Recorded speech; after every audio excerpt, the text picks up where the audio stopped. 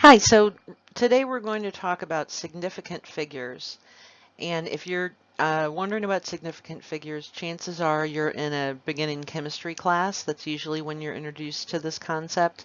You're going to need to know this information from now on because it becomes important in like rounding numbers when you're doing calculations for chemistry.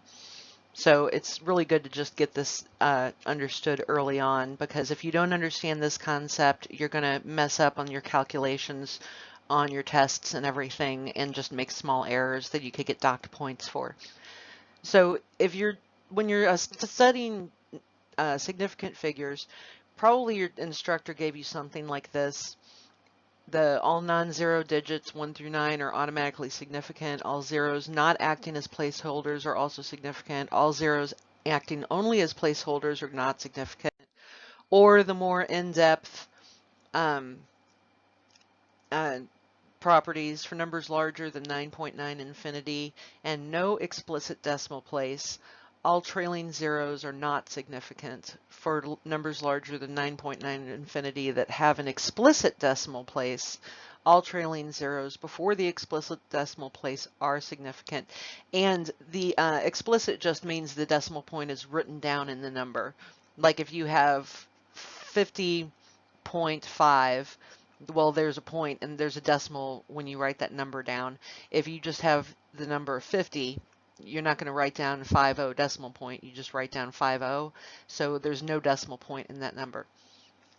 Number 3, all trailing zeros after a decimal place are automatically significant. Number 4, for numbers smaller than 1, all leading zeros before the first non-zero digit are not significant. And number 5, any zero sandwiched between two significant digits is significant. Now, I'm sure after that, you're just like, what?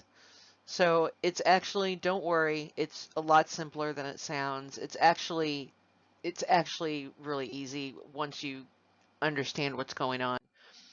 If you look at it like this, in this scenario, there are two types of digits. There are zeros and there are non-zeros. So there's either, the digit is either a zero or it's 1 through 9, no matter what. So non-zeros, 1 through 9, are always significant. So we're not even going to worry about the digits 1 through 9 because we know those are automatically significant no matter what. Now the zeros, some of the zeros are significant, some of the zeros are not significant. So this is what you have to pay attention to when you're looking at numbers. Look at the zeros of the numbers. Now, out of the zeros, there's two types of zeros. There are non-placeholder zeros, and those are the zeros that actually have real meaning in the number. They behave like real numbers. And then there's placeholders that the only reason why the zero is there is just to make sure all the rest of the digits are in the right columns. Like a zero and a decimal point and then a zero and then some number. It's to make sure all of those other digits are in the right columns. And those placeholder zeros are the only thing that's non-significant. And I'll show you more about placeholders in a minute. Okay, so these are types of placeholders. There's only two types of placeholders, and these are the non-significant numbers. And remember, everything else is significant. Only these two types of placeholder zeros are what's not significant in a number. So the two types of placeholders are leading zeros, and those are any zeros that begin the number, that start the number off with zeros. Those are called leading zeros. As you can see in the example, you have to go through 4 zeros before you get to a 6. So those are leading zeros. Trailing zeros is any set of zeros that are at the end of the number. And as you can see in this example, 6,743,000, those last 3 zeros are trailing. They're at the end of the number.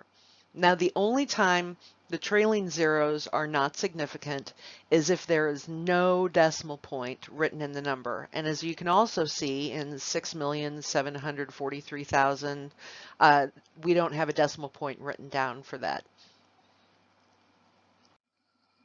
So when your instructor will probably ask you on a test, a typical test question would be, how many significant figures are in this number?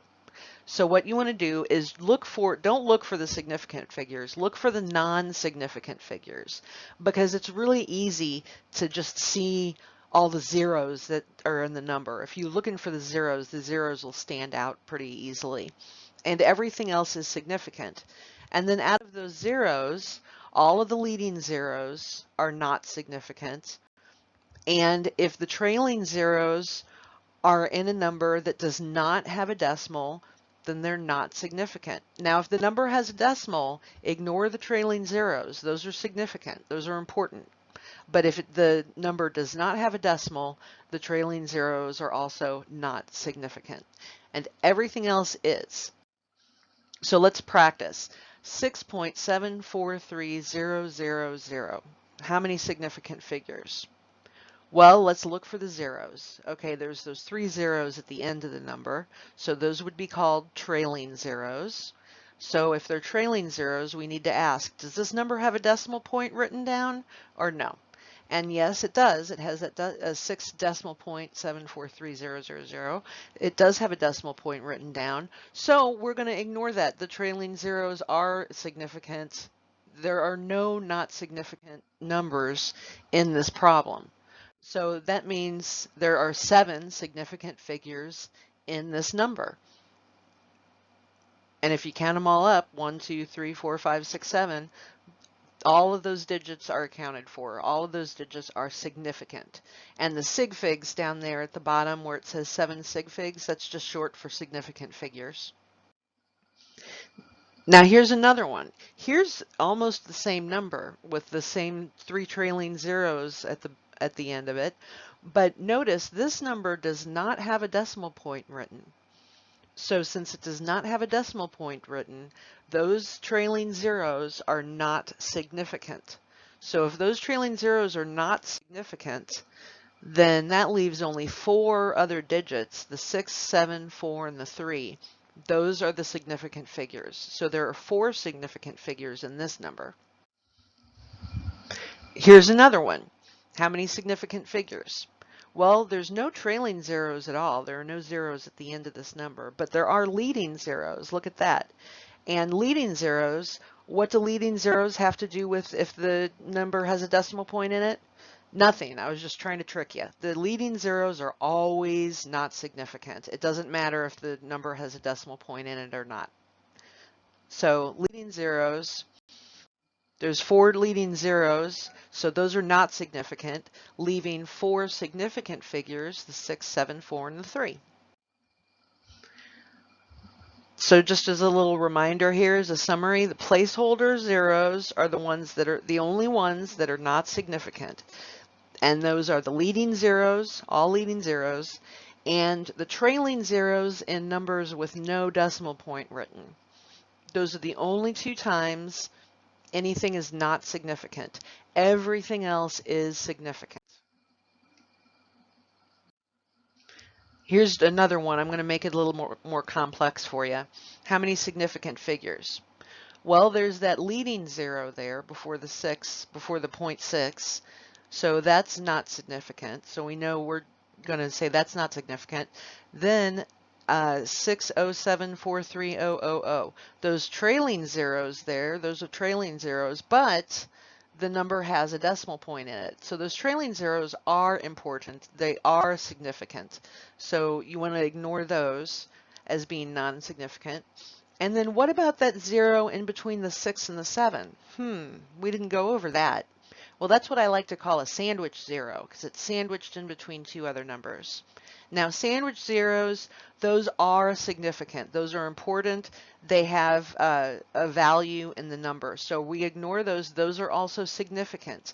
Going back to what I said before, the only time a number is not significant is if it is a leading 0 or if it is a trailing 0 in a number that has a decimal.